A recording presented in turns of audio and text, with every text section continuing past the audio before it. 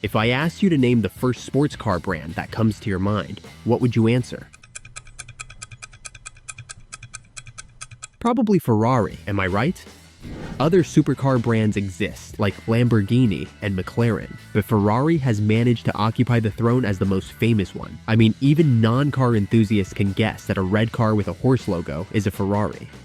So what does a car brand have to do with metal, you might be thinking? Well, in the metal world, there is a band that occupies the same throne as Ferrari. If I asked you to name the most famous band mascot of all time, what would be your answer?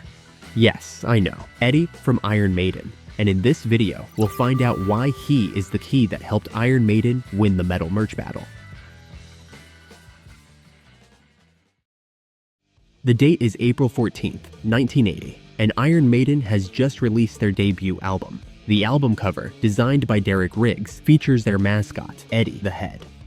This date would mark the beginning of a decades-long journey that would see the band's mascot in all possible scenarios, from being portrayed as an ancient Egyptian deity to becoming a cyborg in a futuristic world, and even a samurai. Fast forward to 2024, Iron Maiden has become the metal band with the most top-spending fans in the genre. According to a customing study, Iron Maiden fans spent, on average, $422 annually on the band's merch, surpassing bands like Slipknot and Pantera. The products that Iron Maiden has launched during their career range from common items like shirts, hoodies, and hats, to bus boxes, and even a video game. But almost all of their products share one thing: they feature Eddie. Iron Maiden is one of those rare cases where a band symbol, or mascot, like Eddie in this case, is more famous than the band itself. Show a non-metalhead a design of Eddie, and they will probably recognize it from somewhere. So yes, we could simply state that the fact that Eddie is really cool is the reason why Iron Maiden can sell so much merch. But I wanted to go deeper. I wanted to see if I could learn a new insight, or at least get a more complete explanation. And that brings us to the world of brand characters. The Kool-Aid Man, Tony the Tiger, the Michelin Man, Mr. Peanut, M&M's Spoke Candies. All represent unique brands. Yes, Iron Maiden is a band and not a food company or a tire brand, but the point remains. The use of a brand character opens up many paths, not just creatively, but also business-wise.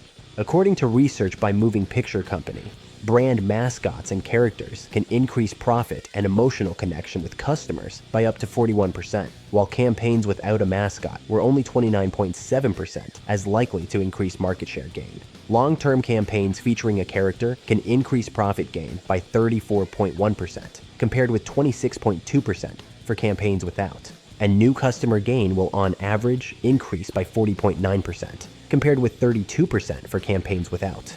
That's to say that even excluding the fact that a mascot like Eddie complements the band's music, just from a business perspective, having a band mascot is already a good idea. There's something that a fictional character can convey that a real person cannot, simply because the character isn't real. You sympathize with the fact that unlike musicians, actors, and other artists, the character will never let you down because they exist in their own world. Even if you argue that the character was created by a real person, and so the human element is always there, there's still a key difference, and that takes us to the biggest point. A fictional character is immortal.